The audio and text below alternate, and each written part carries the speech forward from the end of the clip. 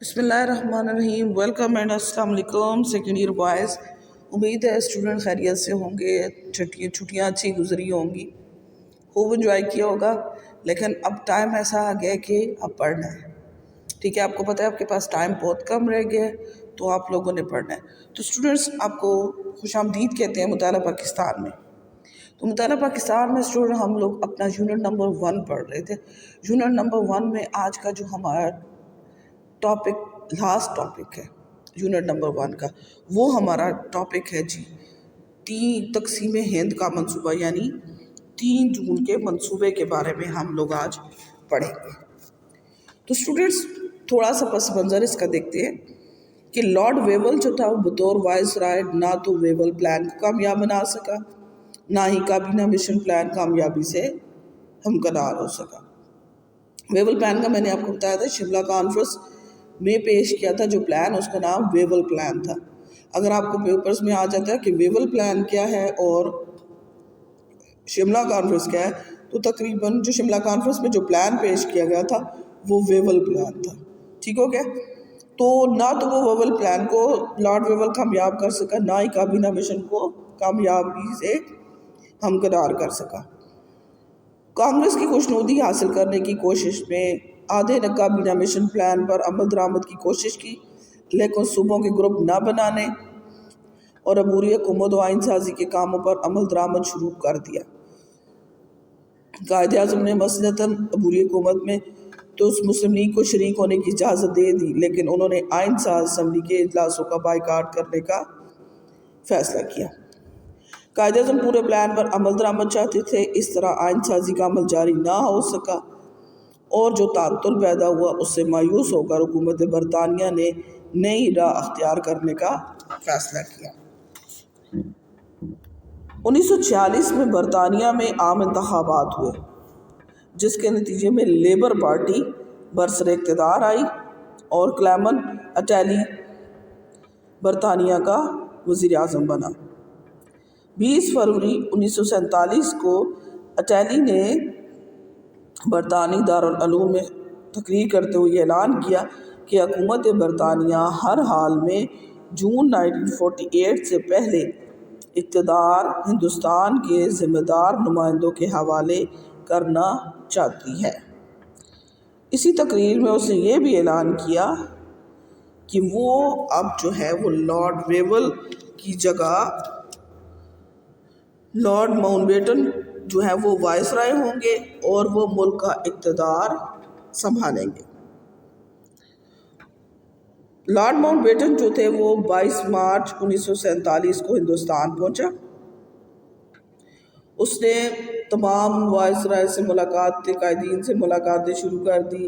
قائد اعظم کے موقف حقائق اور اصولوں پر مبنی تھا, وہ پاکستان سے کم کسی اور کو حلق قبول کرنے پر آمادہ نہ تھے, اور ہندوستان جو تھا وہ برطانوی ہند جو تھا 1945-46 کے انتخابات نے جو تھا ان کے جو نقطۂ نظر کو بالکل قائد اعظم کے نقطۂ نظر کو بالکل صحیح ثابت کر دیا تھا, اور وائس رائے کو یقین ہو گیا تھا وہ کسی صورت تخلیق پاکستان کو نہ روک سکے گا اور متحدہ ہندوستان کا خواب بھی پورا نہیں ہوگا.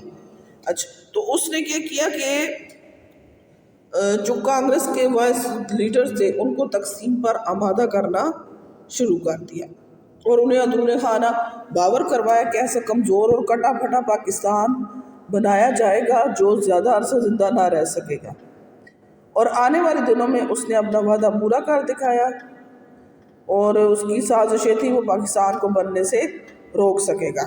اب اس کام کے لیے کیا کیا کہ اس نے جو نہرو کو خواب دکھائے تھے کہ ہم اس کو متحدہ رکھنا چاہتے ہیں, تو اس نے کیا کیا کہ ہندوستان کی تقسیم کے لیے ایک منصوبہ تیار کر کے اسے حکومت برطانیہ سے منظور کرا لیا. اس جو منصوبہ تھا اس کو منظر عام پہ لانے سے پہلے اس نے جواہر لال نہرو کو دکھایا. نہرو نے منصوبے کو کہا کہ یہ مجھے قبول نہیں ہے, تو پھر اس نے کیا کیا کہ ماؤنٹ بیٹن نے اپنے ایک ہندو مشیر, اس کا تھا وی پی مینن, کو ایک جو ہے وہ اس کا سبسٹیٹیوٹ یعنی متبادل اس نے منصوبہ تیار کرنے کو کہا, اور اسے منظور کروانے کے لیے خود لندن لے گیا.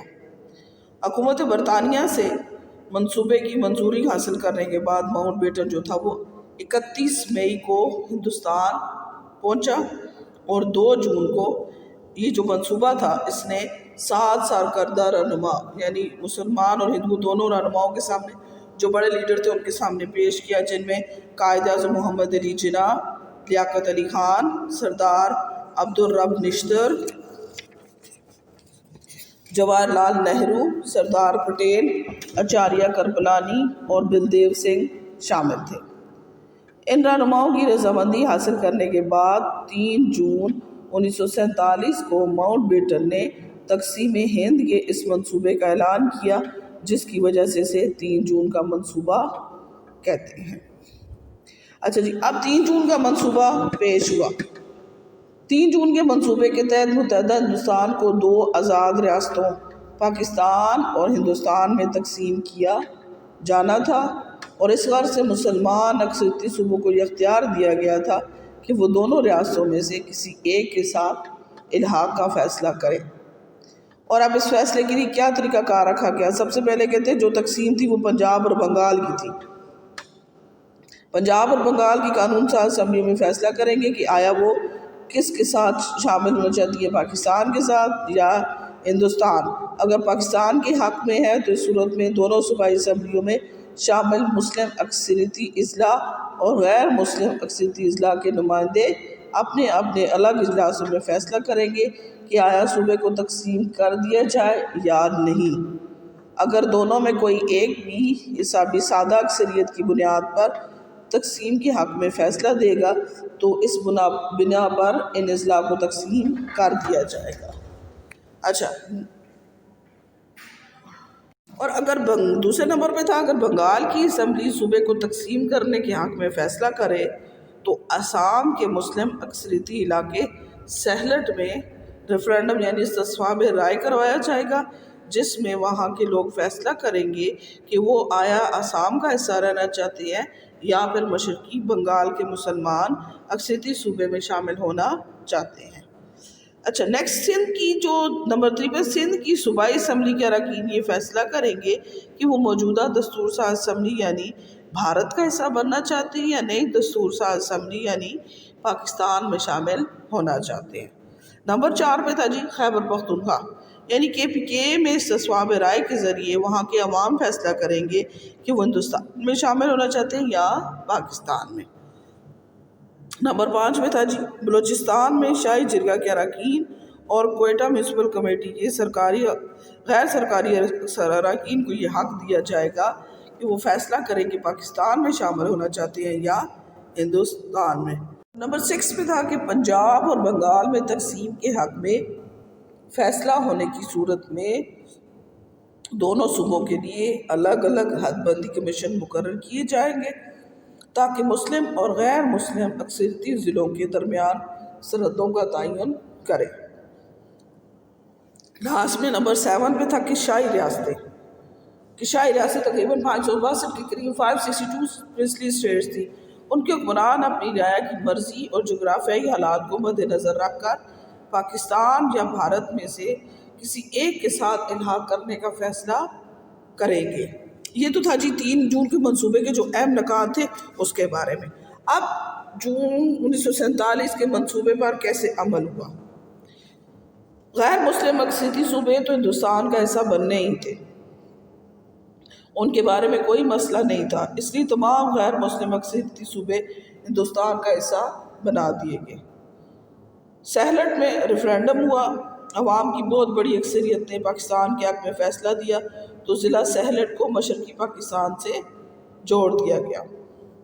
سندھ کی اسمبلی کے اراکین نے بہت بڑی اکثریت کے ساتھ پاکستان میں شرکت کے حق میں ووٹ دیے۔ بلوچستان میں شاہی جرگے اور کوئٹہ میونسپلٹی کے اراکین نے پاکستان کے حق میں اپنے ووٹ دیے، اس طرح بلوچستان پاکستان کا حصہ بنا۔ خیبر پختونخوا میں عوام سے براہ راست ریفرینڈم کے ذریعے رائے مانگی گئی، انہوں نے پاکستان کے حق میں رائے دی، اس طرح یہ صوبہ بھی پاکستان میں شامل ہو گیا۔ پنجاب اور بنگال دونوں صوبوں کو تقسیم کرنے کا فیصلہ ہونا تھا۔ اس مقصد کے لیے کیا ہوا کہ ریڈ کلف ایک انگریز وکیل کو ثالث مقرر کیا گیا، اس کی مدد کے لیے مسلم لیگ اور کانگریس نے 2 افراد کو نامزد کیا۔ सालसी हदबंदी कमीशन ने पंजाब और बंगाल दोनों को तकसीम कर दिया। रेडक्लिफ ने बददियानती से काम लेते हुए कांग्रेसी रहनुमाओं के इशारों पर फैसले दिए और बार मुस्लिम अक्सरियती इलाकों से पाकिस्तान को महरूम कर दिया। चूँकि इसे सालिस तस्लीम किया जा चुका था, इसलिए कायद-ए-आज़म ने रेडक्लिफ अवार्ड को पूरी तरह मान लिया। रियासतों में से बहुत से बड़ी तादाद ने आज खुद दोनों में से किसी एक से इलाक़ कर लिया। रियासत जम्मू कश्मीर, रियासत हैदराबाद, दक्कन, जूनागढ़, मंगरोल, मनवदर का फैसला न हुआ। इंडिया ने बाद-अज़ां फौजकुशी करके इन रियासतों पर कब्ज़ा कर लिया।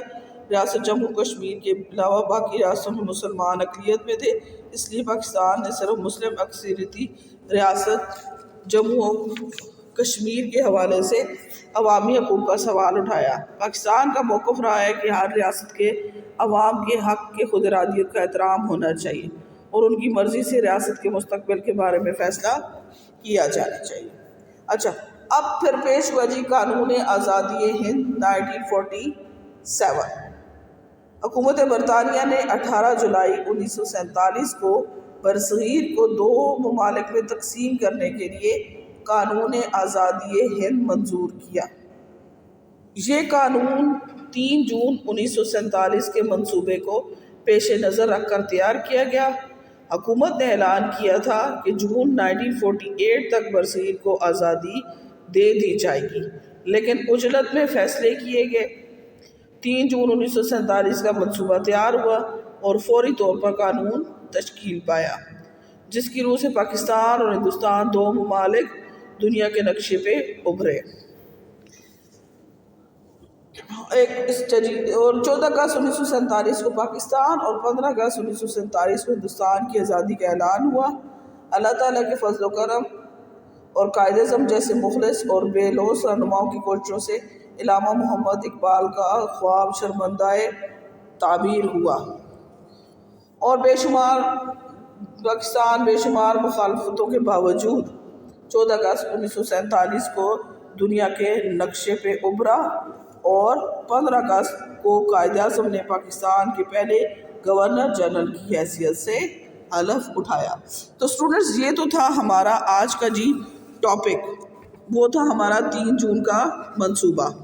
तो इस 3 जून के मंसूबे में हम लोगों ने बहुत से स्टूडेंट्स MCQs के बारे में पढ़ा है कि बहुत से हम लोगों ने डेट्स पढ़ी।